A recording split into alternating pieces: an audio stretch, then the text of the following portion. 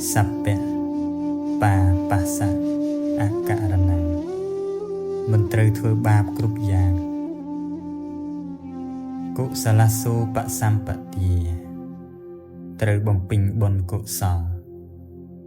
សច្ចតបរិយោទៈបណੰត្រូវដោះខាត់ជំរះចិត្តរបស់ខ្លួនឲ្យស្អាតការតាំងធម៌ដ៏ខ្លាំងក្លាអស់រយៈពេល6ឆ្នាំ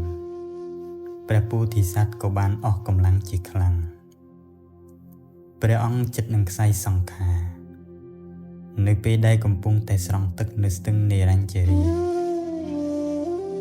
ព្រះពោធិសត្វក៏បានពិចារណាថាអាត្មាអញធ្វើឲ្យខ្លួនឯងពិបាកមិនត្រឹមតែរូបរាងកាយប៉ុណ្ណោះទេថែមទាំងមិនអាចធ្វើឲ្យ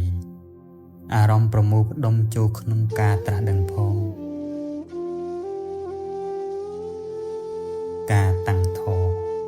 គឺអាចរកឃើញដោយអាស្រ័យតែដំណើរការធ្វើការដ៏ប្រសើរនៃសតិអារម្មណ៍ដំណើរការនៃសតិអារម្មណ៍របស់ព្រះអង្គបានឡើងដល់ចំណុចកំពូលនៅពេលនោះព្រះអង្គបានសម្រេចការត្រាស់ដឹងដ៏អស្ចារ្យព្រះអង្គក្លាយជាព្រះពុទ្ធហើយគឺនៅថ្ងៃទី8 ខែ 12